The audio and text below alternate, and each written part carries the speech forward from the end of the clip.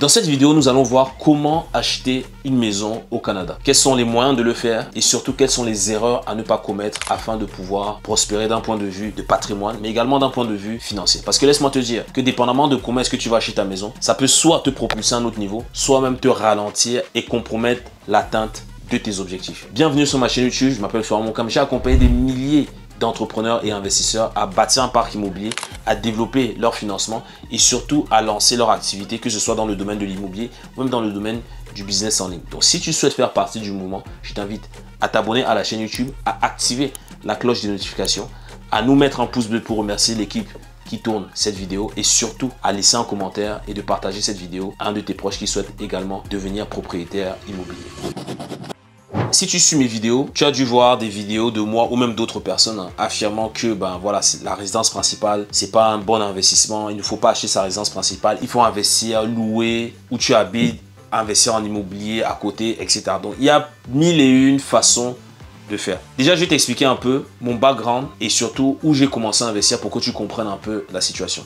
Moi, j'ai démarré ma carrière d'investisseur immobilier en France. Il est vrai qu'en France, lorsque tu démarres tes investissements immobiliers, dans la mesure où tu vas faire un achat immobilier résidentiel pour qui est ta résidence principale, dépendamment de ce que tu achètes et surtout dépendamment du prix d'achat, ça peut peut-être te bloquer. Je te donne mon exemple. Lorsque j'ai démarré dans l'immobilier, j'ai d'abord acheté ma résidence principale. Et pour moi, ça a été une très grosse erreur. J'avais acheté un appartement à l'époque qui était à peu près 200 000 euros. Et lorsque j'ai acheté cet appartement, j'ai topé ma capacité d'emprunt maximale. C'est-à-dire, je pouvais emprunter que 220 000 euros, 200 000 à 220 000 euros. Et je suis allé chercher la capacité d'emprunt maximum pour m'offrir mon premier bien immobilier qui a été ma résidence principale pendant plusieurs années. Le désavantage que j'ai eu, c'est que ma capacité d'emprunt était au maximum. Donc, je n'avais plus d'espace pour pouvoir acheter d'autres biens. Et au-delà de ça, c'est que ça me coûtait quand même énormément de frais parce que tu as le crédit à rembourser, tu as les charges de copropriété, tu as les assurances, etc. Donc, en termes de mensualité, ça représentait à peu près un peu plus d'un tiers de mon salaire. Donc, c'était quand même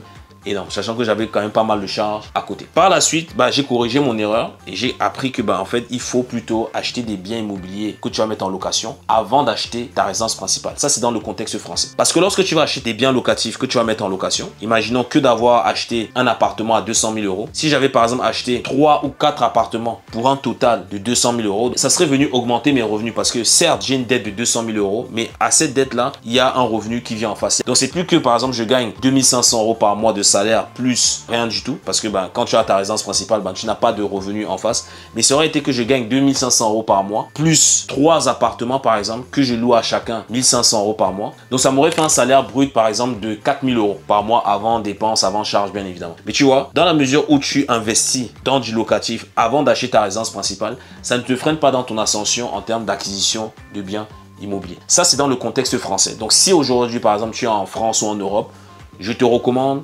d'abord d'aller chercher du locatif avant d'acheter ta résidence principale. Moi, je te conseille la chose suivante, c'est que tu achètes 1 à 2 biens immobiliers par an pendant les 5 prochaines années. Donc, au bout de 5 ans, tu auras à peu près entre 5 et 10 biens immobiliers. Et le moment venu pour acheter ta résidence principale, qu'est-ce que tu peux faire? C'est tout simplement revendre 1 ou 2, voire 3 biens avec la plus-value.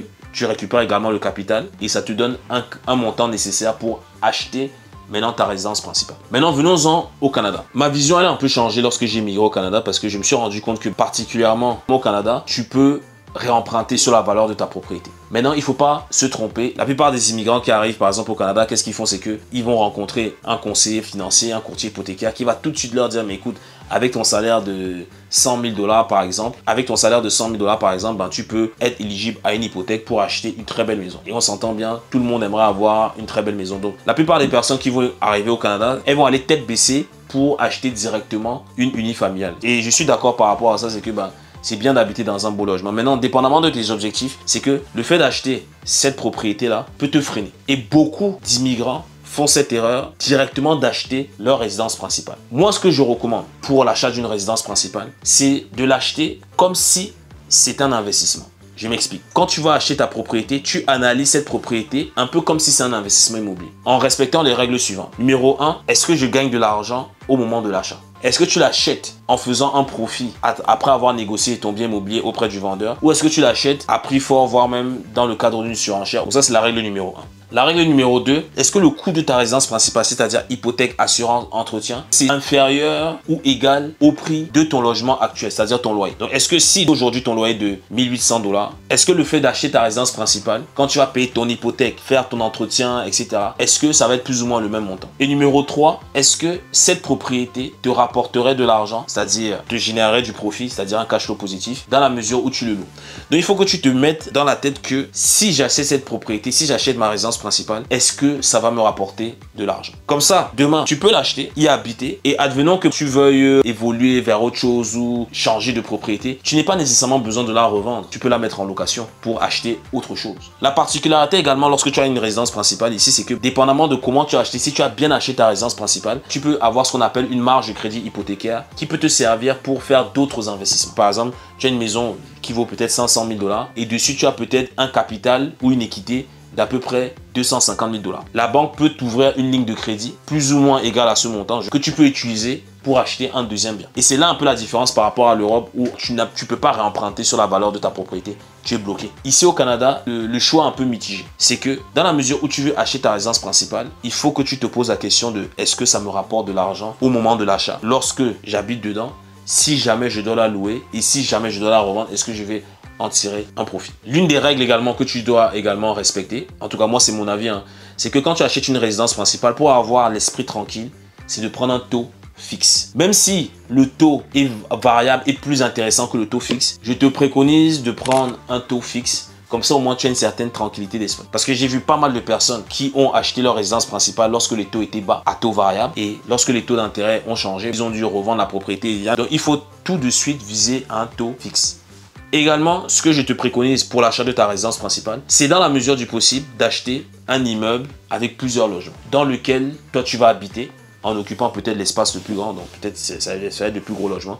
Et le reste, tu vas le mettre en location. Ça, c'est l'idéal. Comme ça, tu es un peu entre les deux. Tu as à la fois ta résidence principale et les locataires te permettent également de supporter ton hypothèque pour payer cela mensuellement. Et ça, c'est très important, ce que je te dis. Pourquoi est-ce qu'aujourd'hui, c'est important d'acheter une résidence principale? Et tu vas voir que mon discours là a un peu changé par rapport à mes précédentes vidéos à l'époque. C'est que la résidence principale, c'est un levier très puissant en tant qu'investisseur. Moi, je te donne l'exemple, par exemple, d'un client à nous. Il a acheté sa maison. Il a fait pour plusieurs centaines de milliers de travaux dans sa maison. Sa maison, elle a pris plus de 600 000 $. Il a pu récupérer à peu près un demi-million lors de son refinancement hypothécaire qui comprenait sa mise de fonds et également l'argent qu'il a mis dans les travaux.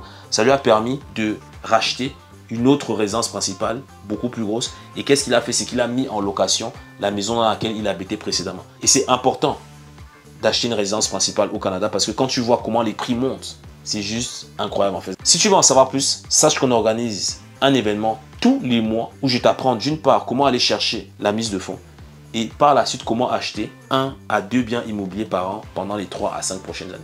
Tu as le lien juste en dessous, tu y assistes. N'hésite pas également à mettre tes questions en commentaire, ça fera l'objet d'une prochaine vidéo. Et surtout partage cette vidéo à toute personne qui souhaite investir en immobilier ou même entreprendre de manière générale. C'est Florent de Global Investisseur, à très bientôt. Ciao.